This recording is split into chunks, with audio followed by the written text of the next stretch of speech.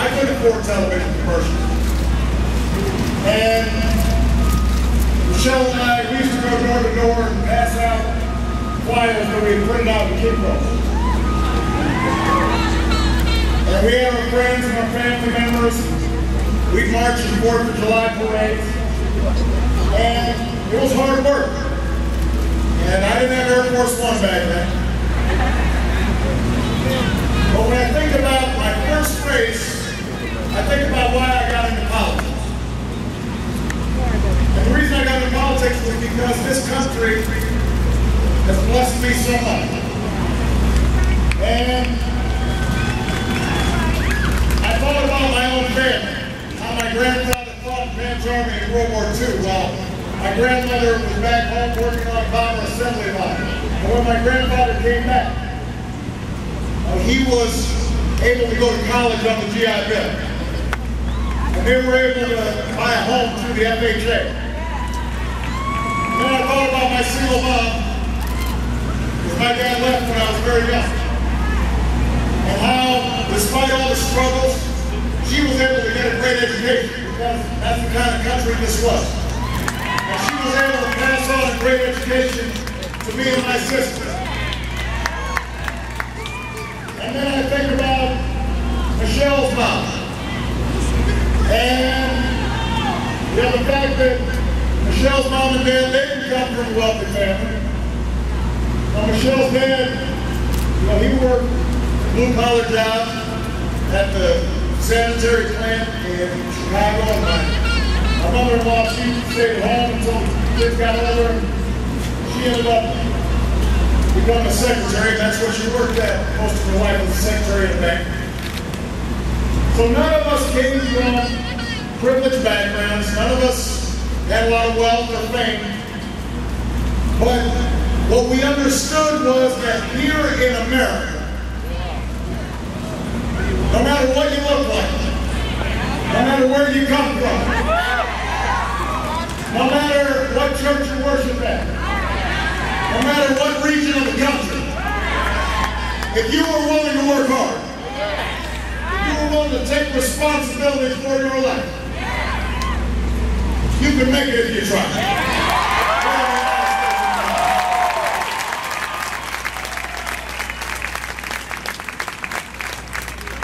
And that basic idea, that basic bargain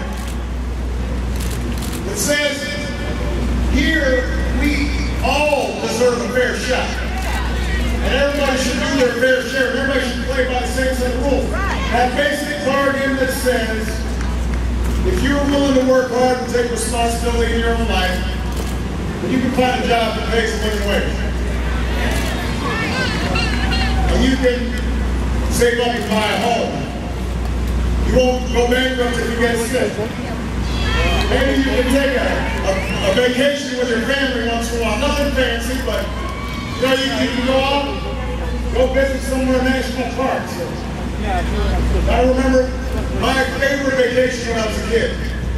Traveling with my mom and my grandma and my sister, and we traveled the country on Greyhound buses, railroads. Once in a while we rent a car, not that often. Stay at Howard Johnson's. Didn't matter how big the pool was. If there was a pool, I'd jump in. I was 11 years old and I was excited just to go to the vending machine and get the ice bucket, get the ice. And then the chance to retire with dignity and respect. That dream of a strong middle class. That's what America's always been about.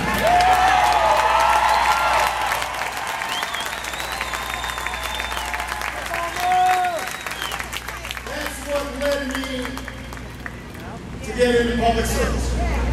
That's what led to my first campaign, was making sure that access to that middle class, that growing, thriving heartbeat of America, that was available for everybody. That it wasn't just available for me and Michelle, but it was available for every kid all across this country.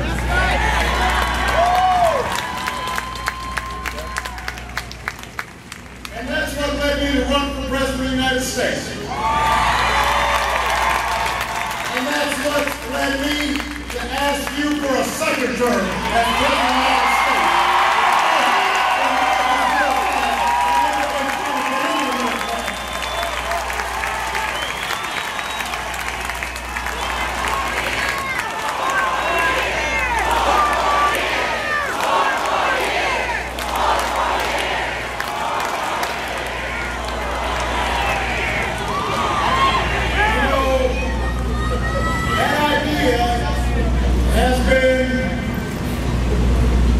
Getting battered a little bit over the last decade.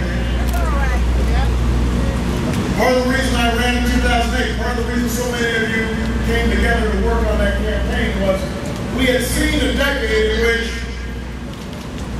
those middle-class dreams were under assault. Folks were working harder but making less. Cost of everything from health care to college to groceries to gas kept on going up, but your salaries or your wages didn't. We had put 2 wars on a credit card, taken a surplus and turned it into a deficit. And all of it culminated in the worst financial crisis that we've seen in our lifetime. Thank you for my health care! So, what we came together to do in 2008 was start this process, this painstaking, laborious process to turn this country back towards those core values. To turn this country back towards our best selves and our best ideas. And we knew we wouldn't be able to do it overnight, but these problems weren't created overnight. But we believed in this country. And we believed in the American people. We understood that this has never been a country of folks looking for handouts. But what they do want is a fight and change. And so, the last 3 years, when some folks said, let's let Detroit go bankrupt, we said, no, we're betting on the American worker. We're betting on the American industry. And now, GM is back at number 1.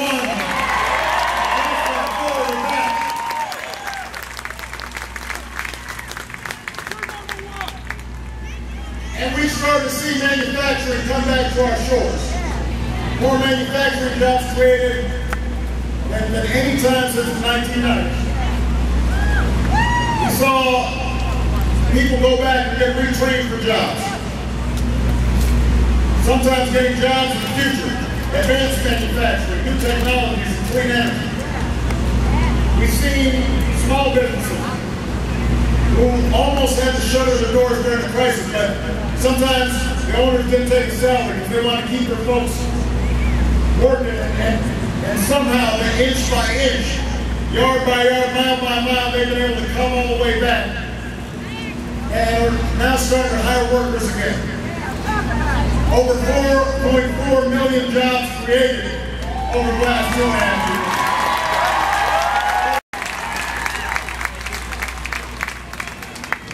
My vision is one that says we've got to invest in our young people so they get the best education in the world. So I want to hire new teachers, especially in math and science. More affordable. We just prevented Congress from doubling student interest loan rates because of you. But we got to do more to bring tuition down and give 2 million more Americans a chance to study at community colleges and get the job training they need for the jobs of the 21st century, because a higher education is not an economic luxury. It is an economic necessity. Everybody gets that chance for the skills and the training they need to succeed. My vision says we ended the war in Iraq as I promised. And we're winding down the war in Afghanistan.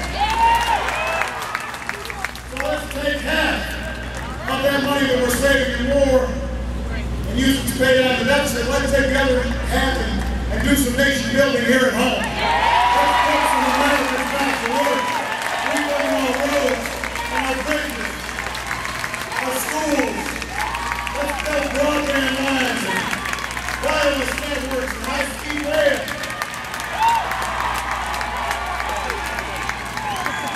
Let's invest in the basic science and research.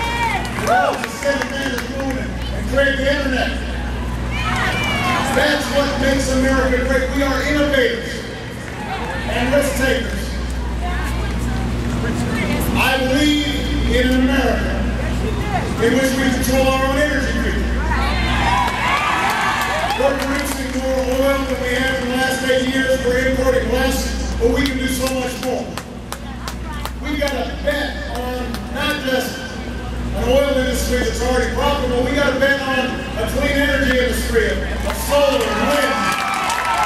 We can create jobs and help our environment and free ourselves from the dependence on foreign oil. And I've got a vision that believes that everybody, all families who are responsible, should be able to have the basic security of health care. We created 23 million new jobs. And we had a surplus at the end of it instead of a deficit. And we created a whole lot of wealth and a lot of millionaires along the way. Because that formula that says we're in it together means that everybody can do well. The reason we built the Hoover Dam and the Golden Gate Bridge, the reason we sent a man to the moon or invested in the research that resulted in the internet, the reason we built an interstate highway system, we did those things not for any individual to become rich. We did it so that all of us would have a platform for success because we understood there's some things we do better together. I continue to believe that. I think most Americans understand that.